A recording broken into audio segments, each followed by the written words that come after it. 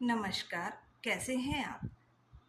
आज हम जानेंगे खुशी क्या है, खुश कैसे रहा जा सकता है। तो चलिए इस बात को हम एक कहानी के माध्यम से समझते हैं। एक गांव में एक फ़कीर था। फ़कीर का अब मरने का टाइम निकट था। फ़कीर के पास कुछ धन था।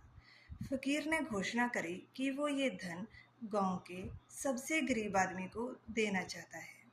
फ़कीर के शिष्यों ने इस बात को पूरे गांव में फैला दिया। सारे गांववासी फ़कीर की कुटिया में आ गए।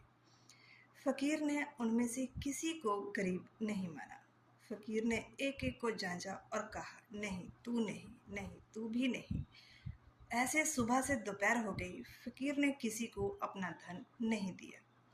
तो एकाएक वहाँ का राजा भी अपना रथ लेकर के जा रहा था। राजा ने भी फ़कीर घोषणा सुन रखी थी।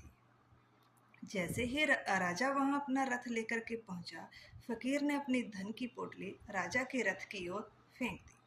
सारे वहां बैठे लोग हैरान थे। राजा भी चौंका। राजा हंसा।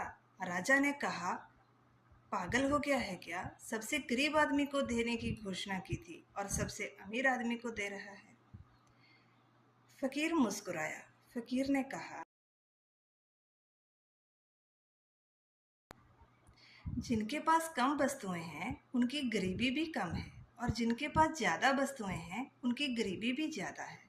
और हो सकता है राजा, जिनके पास कम वस्तुएं हैं उन्होंने और पाने की आशा छोड़ रखी हो, और जिनके पास ज़्यादा वस्तुएं हैं वो और पाने की प्यास में भागा ही जा रहा है। गरीब वो नहीं जिसके पास कम वस्तुएं हैं, गरीब वो है जिसके पास वस्तुएं तो खूब है पर संतुष्टि नहीं है। तुम्हारे चेहरे की असंतुष्टि मुझे साफ दिखाई दे रही है, इसलिए मेरे अनुभव में तुम ही गरीब हो। तुम आज खुश नहीं हो तो इस बात की क्या गारंटी है कि कल खुश रह पाओगे? और तुम्हें क्या पता कि वो कल आएगा भी या नहीं। तुम जिसे गरीब मानते हो वो खुश है, लेकिन तुम्हारे पास खुशी ही नहीं तो तुम्हारे अमीर होने का क्या फायदा? ये सब बातें कह कर के फकीर वहां से चला गया, और राजा भी फकीर की बातें सुन करके धन की पोटली उठा करके वहां से चला गया।